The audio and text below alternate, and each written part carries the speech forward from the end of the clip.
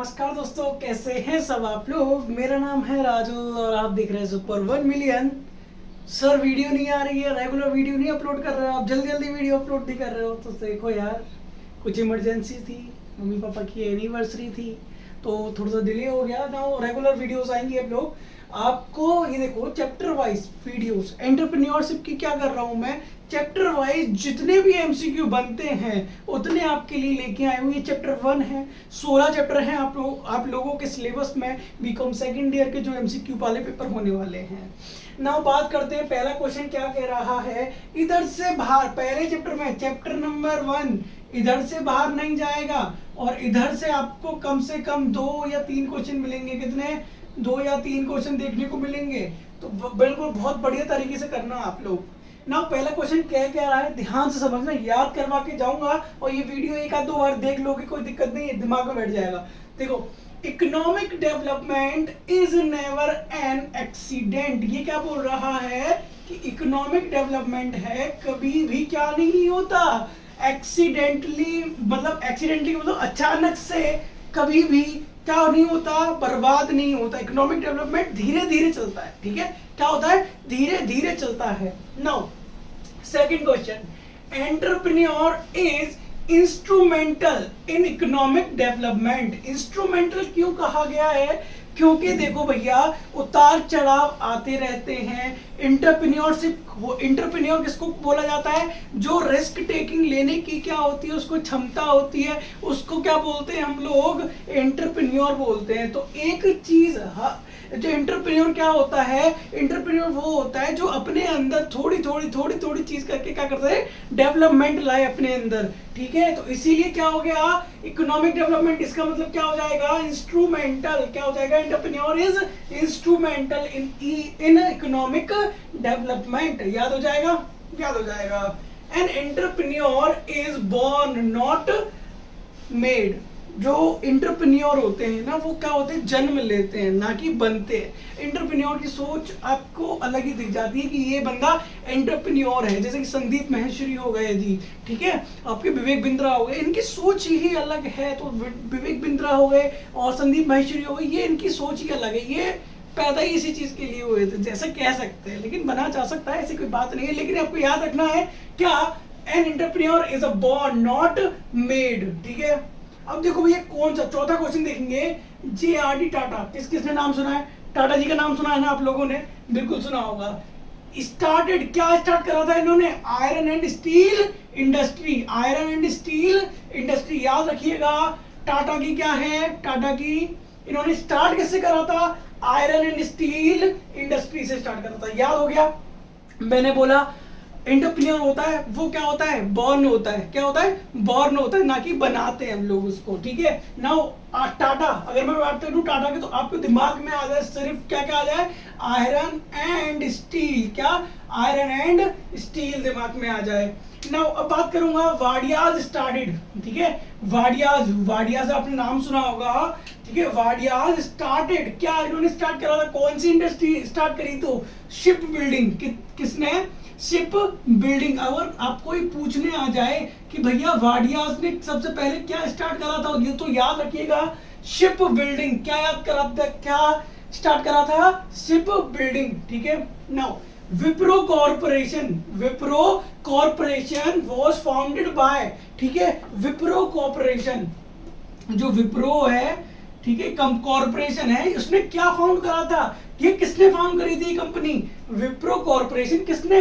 तो याद रखिएगा, हसामा प्रेमजी। हसामा प्रेमजी। किसने? हसमा, कुछ भी बोल सकते हो, प्रेम जी, इसे याद रख लेना। Wipro company, Wipro corporation, Wipro corporation, Tata steel company, Wadia ship building. याद रखिएगा 3 चीज, ठीक है। Now Dhirubhai Ambani founded by, देखो धीरूभाई अंबानी की क्या चल रहा है आजकल, जियो दंदनादन, मतलब रिलायंस इंडस्ट्री। क्या चल रहा है? रिलायंस इंडस्ट्रीज, ठीक है। आपको ये कितने याद हो गए? 7 क्वेश्चन याद हो चुके हैं। मैं बात करूं अंबानी की तो रिलायंस इंडस्ट्रीज हो जाएगा, टाटा की steel and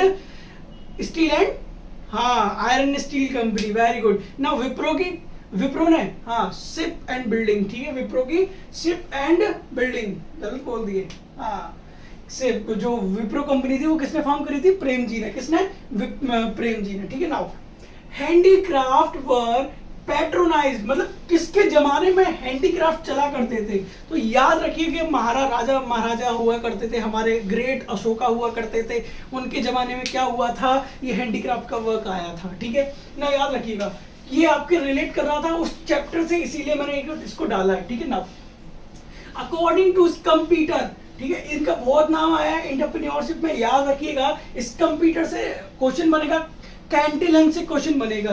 no, Schumpeter and entrepreneur should be an, वो यार एंटरप्रेन्योर, स्कम्पीटर जो थे ना, वो एंटरप्रेन्योर को क्या मानते थे? इनोवेटर मानते थे। क्या मानते थे? इनोवेटर। तो कौन मानता था इनोवेटर? स्कम्पीटर। कौन मानता था? स्कम्पीटर। क्या मानते थे? इनोवेटर मानते थे। याद हो गया? याद हो गया कि नहीं? हाँ, बहुत बढ़िया। चलो, risk taking is necessary for entrepreneur according to, अब ये किसने कहा था कि रिस्क टेकिंग, रिस्क लेना एक एंटरप्रेन्योर के लिए बहुत जरूरी है? तो ये किसने कहा था? तो रिचर्ड कैंटिलन, है ना, रिचर्ड कैलिंटन नाम लिख रहा है, रिचर्ड कैलिंटन, याद हो चुका है। रिचर्ड कैलिंटन ने क्या कहा था कि रिस्क लेना किसको जरूरी होता है? एंटरप्रेन्योर को। ये कहा था रिचर्ड कैलिंटन ने।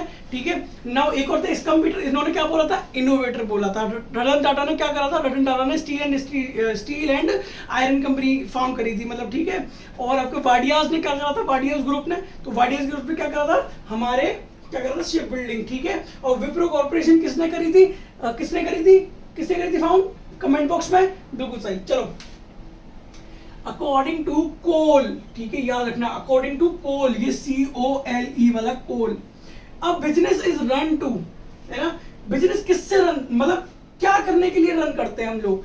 तो भैया देखो, इसके हिसाब से, कोल के हिसाब से भी और अपने हिसाब से, कोई बिजनेस कर रहा है ना, तो वो प्रॉफिट कमाने के लिए बैठा हुआ है। ठीक है, तो याद रखिएगा, कोल के हिसाब से, COLE, कोल। इसको याद कैसे करना? देखो भैया, कोल ने कहा था कि बिजनेस पंप, देखो कोल जो होता है, वैसे कोल की स्पेलिंग COAL होती है, कोल जैसे कोयला कहते हैं, लेकिन आपको याद रखना कोल, कोल क्या है? महंगा है। क्या है? महंगा है, इसमें बहुत प्रॉफिट होता है। क्या होता है? बहुत प्रॉफिट होता है। तो याद रखिएगा कि जो कोल साहब ने क्या कहा था कि जब हम बिजनेस करते हैं तो सब लोग जो बिजनेस कमाने के लिए, उनके हिसाब से बिजनेस रन क्यों होता है? प्रॉफिट कमाने के लिए। ठीक है, यहां तक। चलो, बिरलाज वर प्राइनर इन, देखो अब बिरला के बारे में आ गया, 3-4 चीजों के बारे में आ गया। बिल्कुल इत्मीनान से ये वीडियो देखिएगा, बहुत सारी चीज मिलेंगी आपको। टाटा, अंबानी, ठीक है, विप्रो कॉर्पोरेशन आ गया आपका, विप्रो, ठीक है, और वाडियाज आ गया, आपके वाडियाज ग्रुप आ गया आपका, इन्होंने क्या करा था, और आपका ये आ गया बिरला ग्रुप। क्या आ गया? बिरला ग्रुप। देखो भैया, ये 4-5 क्वेश्चन है, यहाँ से क्वेश्चन बनेगा, 101% बनेगा। ठीक है, वीडियो एंड तक देखना। ठीक है, बहुत अच्छी चीज बताऊंगा मैं आपको, और इसको शेयर भी कर देना दोस्तों के साथ। टाटा कंपनी क्या करी थी? Iron and steel company. Ambani ने जियो। विप्रो किसने फार्म करी थी? हमारे प्रेम जी साहब ने करी थी। वाडियाज क्या था? Ship and building. बिरला का क्या है? तो याद रखिएगा, बिरला का हमारा क्या है? कॉटन टेक्सटाइल इंडस्ट्रीज है हमारा। क्या है? कॉटन टेक्सटाइल इंडस्ट्रीज है। यहां तक कोई दिक्कत? 12 क्वेश्चन हो चुके हैं अब तक याद, बहुत बढ़िया तरह से, बिल्कुल स्किप मत करना, याद करके जाना यहीं पर। मैं इतनी ताकत लगा रहा हूं आप लोगों के लिए, अब याद करके जाओ इसको अभी यहीं पे। ठीक है, नाउ MRTP, इसका स्टैंड फॉर्म क्या आता है? का monopolies and restrictive trade practice act. याद करके जाइएगा, मोस्ट इंपोर्टेंट। लो भैया, स्टार लगा दिया। ठीक है, नाउ क्या है? Monopolies and restrictive trade practice act. Now FDI stands for foreign direct investment। ठीक है, दोनों याद कर लीजिएगा। नाउ SSI यूनिट के मतलब क्या होता है? Small scale industry. कितने क्वेश्चन हो गए? 15 क्वेश्चन हो गए। यहां से कितने याद हो गए आपको कितने याद हो गए? अगर याद हो गए ना आप लोगों को 3-4 क्वेश्चन, अगर जितने भी याद हुए आप कमेंट सेक्शन में बताओ आपको कितने याद हो गए मेरे पढ़ाने से। ठीक है, मेरे पढ़ाने से कितने याद हो गए भैया? देखो, टाटा, अंबानी, विप्रो, वाडियाज, बिरला, यहां से 101% क्वेश्चन बनेगा।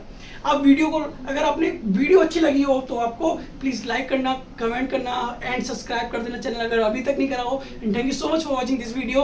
अभी तक आपको याद हो चुके हैं। अब ये लास्ट जाते ये बता दो कि विप्रो कंपनी किसने फाउंड करी थी, कमेंट सेक्शन में जल्दी फटाफट।